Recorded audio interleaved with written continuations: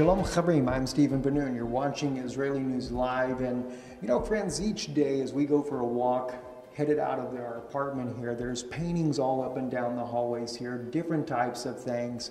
And recently I came out of the apartment, and as I was walking, I passed this painting that you see right here before you. And it was kind of one of those paintings that makes you stop and wonder, what is it? But on the day that I was passing this time, as I come walking down the hallway, and this was to my left shoulder, I saw it and I began to immediately recognize what this painting really was.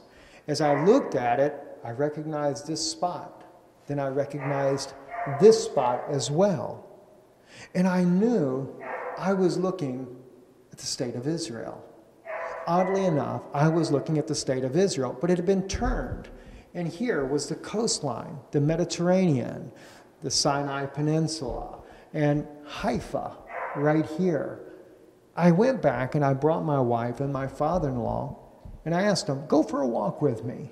And they did. And as I got to this painting here, I said, what do you see?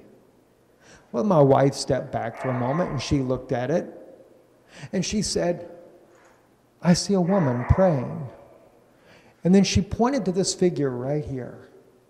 The face of a woman, her long hair, her robe, her hands up like this if she's praying.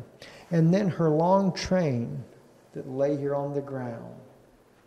And when she said that, it struck my heart. I thought about the biblical scriptures. Remember the ones where it says about Rachel weeping for her children, and they are not?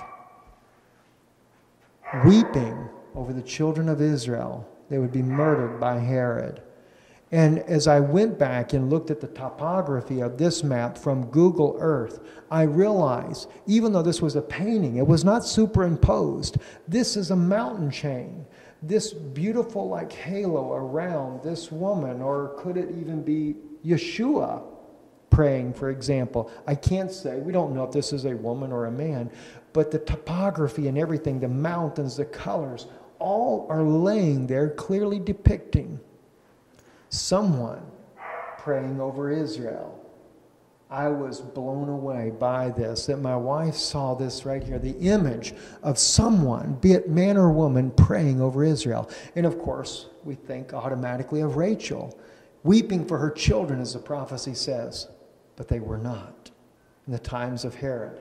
And the long train. And of course, as I did look at the topography of the map, and I'll show you here on Google as we turn that image sideways inside of Google, as you can see, Israel, if you were to stand it up, it is perfectly the country of Israel, the border, everything going all the way down here to the Gulf of Aqaba, the Jordan River, the Salt Sea, the Dead Sea, as we should say, the Dead Sea, the Kinneret, or the Sea of Galilee, and of course the upper part of Israel and the Golan.